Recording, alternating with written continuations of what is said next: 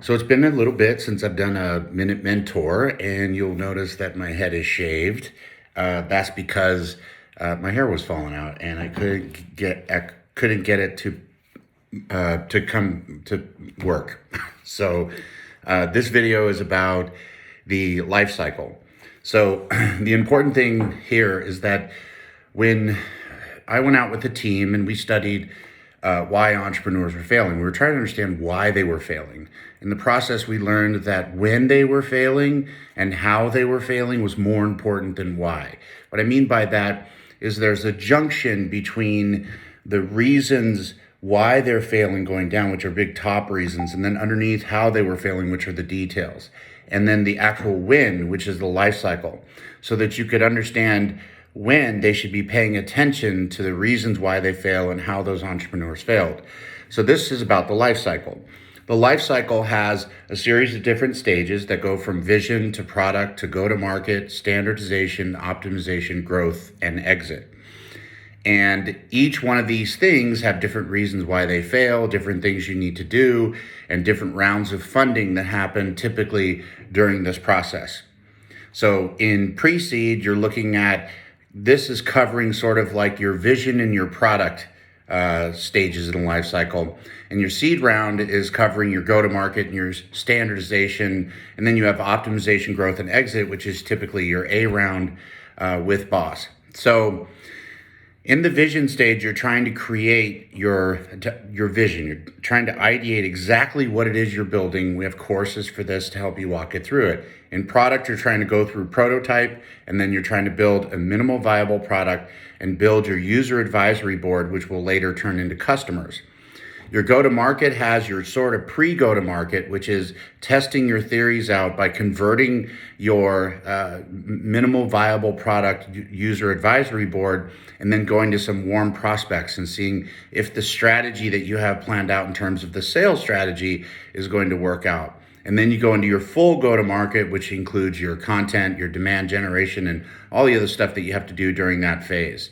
Standardization is next. And the reason why standardization is there is because what I've noticed in the data is that you get to a point where people start to grow. And growth, it goes standardization, optimization, and growth. And growth, the biggest expense is headcount. And the biggest expense in headcount is getting people onboarded and up to productivity. Without best practices, without a standardized process to do that, it costs a great deal of money because it takes typically between 6 and 9 months for somebody to get to 75% productivity. Now, in this strategy, you put together best practices, which is a makeup of who does what, when, and how do they do it. And it's written out not like a employee manual, nobody ever reads those, but like layman's term in plain speak. I do this, and then I do this, and then I go here and do this, and so on and so forth.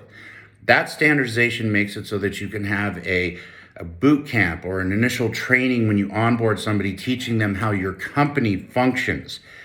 After that, they go into their functional area, they shadow with somebody for about a week, and then they become you get to productivity much, much faster, which costs you a lot less money. And at the same time, everybody's doing everything the same way, which means that when you're looking at your KPIs, your leading and lagging KPIs, the data is all the same. People are doing things differently. The data is going to come in. It's going to be completely wrong.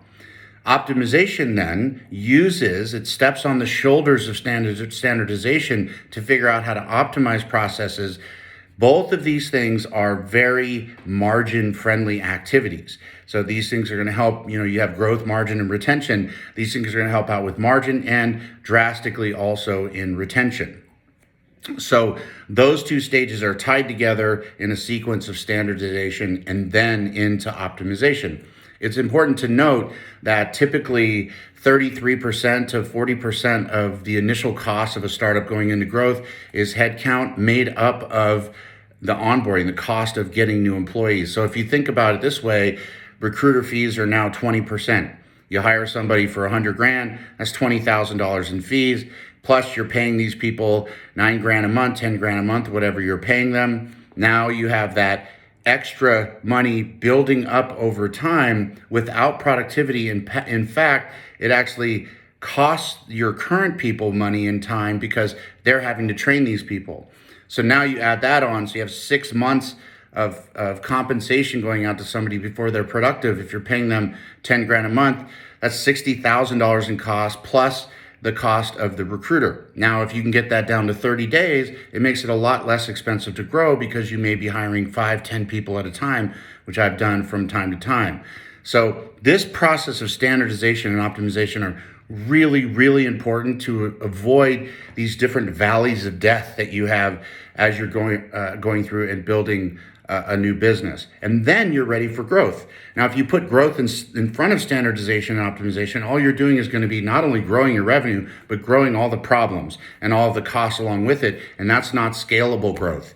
Scalable growth is where your income is going up and you're getting economies of scale, and then your cost starts to peel away. In the middle is that margin that you get, which should grow over time to a certain extent. And then you're also ready to go to exit because the person who's buying you is buying you on growth, margin, retention. You've tackled those issues. You documented how your business runs, which they will need to sow. They will need to know. I mean, many times I've used the analogy of people saying, hey, look, if you're trying to put together IKEA furniture without instructions, good luck. This is a lot harder because this is a business. So again, vision, product, go-to-market, standardization, optimization, growth, and exit. I hope this is helpful.